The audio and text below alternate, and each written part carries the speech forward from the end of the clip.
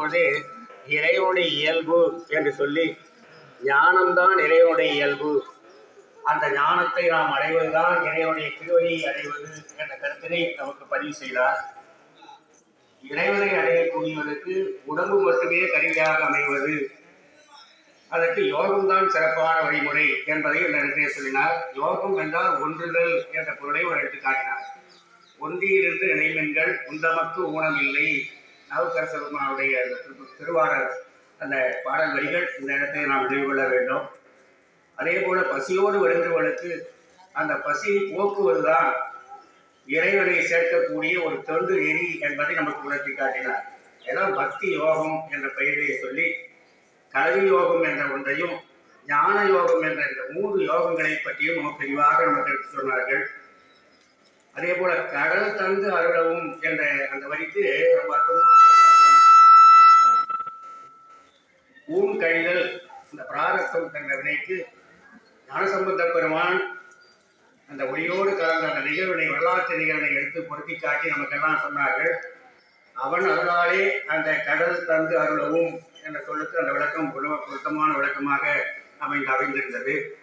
அதே போல மிக்க வேதம் என்ற சொல்லுக்கு ஒரு புதுமையான விளக்கத்தை கொடுத்தாங்க.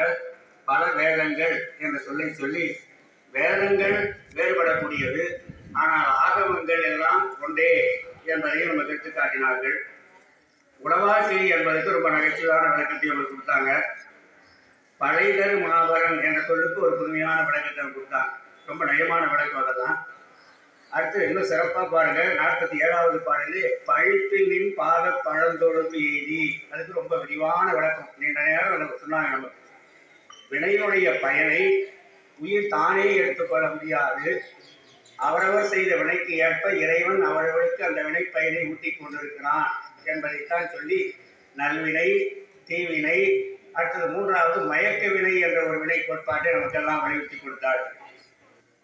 நல்லவர்கள் வறுமை அடைகிறார்கள், தீயவர்கள் எல்லாம் செல்வந்தர்களாக இருக்கிறார்கள் என்பதை என்னோட வள்ளுவர் பெருமான் கூட இது ஆராய்ந்து பார்க்க வேண்டிய ஒரு கருத்து என்பதை அந்த இடத்திலே பதிவு செய்கிறார். ஆகவே கடைசியாக இந்த அமுதுன கரையவனே என்றதுக்கு அற்புதமான விளக்கத்தை கொடுத்தாங்க. நம்மெல்லாம் மறுமையான திருவாசக அமுதை நமக்கெல்லாம் நம்முடைய பெருந்தகையாளர்கள் நமக்கெல்லாம் கொடுத்துருக்கிறாங்க. இன்னும் சொல்லப்போனால் அந்த நீச்சல் விண்ணப்பத்தில் அந்தாதி முறையிலே அமைந்த நீச்சல் விண்ணப்பம் 50 பாடல்களையும் இந்த நிறைவு செய்திருக்கிறார்கள். அது அமுதமாக நமக்கெல்லாம் கொடுத்துருக்குறாங்க. மணிவாசக பெருமான் நீச்சல் விண்ணப்பத்தில் என்னை விட்டுடாதேன்னு கேட்குற மாதிரி இதோட விட்டுடாதீங்க, இன்னும் 51 பதிகம் வரையறீங்க சொல்ல வேண்டும் என்று இந்நேரத்தில் அவரை நாம் பணியோடு சொல்லுகின்றோம். அவருடைய அற்புதமான விளக்கங்கள் நம்மலாம் செவி சாய்த்து கேட்கணும். அது ரொம்ப ரொம்ப சிறப்பு. இந்த ஞானத்தை வழங்குகின்ற அவர்களுக்கு நம்முடைய ஏகம்ப பெருமானுடைய முற்றோதல் பேரணியின் சார்பிலே மனமார்ந்த நன்றி என்ற நேரத்தை உறுத்தாக்கிக் கொள்கின்றோம். அடுத்து ஞானதானத்தை வழங்குகின்ற நம்முடைய சிவஞான அருளறி அறக்கட்டளையுடைய நிறுவனர் ஞானப்பிரகாசம் ஐயா அவர்களுக்கு நம்முடைய மனமார்ந்த நன்றியினை இந்த நேரத்தில் நாம் ஆண்கள் சார்பில் உறுத்தாக்குகின்றோம். அடுத்து நம்முடைய இந்த ஞானத்தை நம்முடைய செல்வ பெருந்தையாளர் கொடுக்கிறாரு. ஞானத்தை வழங்குகிறார் ஞானப்பிரகாசம் ஐயா.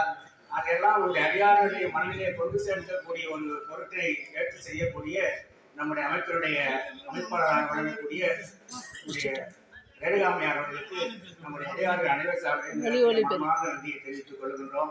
அடுத்து இந்த கருத்துக்கள்லாம் வந்து சேர்வதற்கு ஒரு கருவியாக இருக்கக்கூடிய பாருங்கள் இந்த மைக் நம்முடைய ஐயா அவர்கள் மாதந்தோறும் வந்து இந்த ஓய்வை அவர்கள் ஏற்று செய்கிறார்கள். அவர்களுக்கெல்லாம் அவருடைய மனமார்ந்த நன்றியை நேரத்தில் தெரிவித்துக் கொண்டு அடியார்கள் வந்து அடியார்கள் எல்லாம் நிறைய வந்து பயன்பெறுமாறு கேட்டுக்கொள்கிறோம். அதில் முக்கியமான ரேணுகாமையார் தான் சொல்லணும். எல்லாம் இவங்கெல்லாம் சொல்றாங்க ஞான செய்திகள், ஆனால் அடியார்களாக ஒன்று திரட்டி வர வைத்து அவருடைய உள்ளத்திலே எல்லாம் கொண்டு சேர்க்கக்கூடிய பொறுப்பு அவங்க தான் ஏற்றுக்கிறாங்க. அடியார்களுக்கும் நன்றி சொல்லி தொடர்ந்து இவரெல்லாம் நடைபெற வேண்டும். நீங்கள் எல்லோரும் வந்து பயன்பெற வேண்டும். இந்த நேரத்தில் உங்கள் அனைவருக்கும் இந்த அமைப்பின் சார்பில் நன்றியை தெரிவித்துக் கொண்டு இடம் சார்கிறோம். நன்றி, வணக்கம்.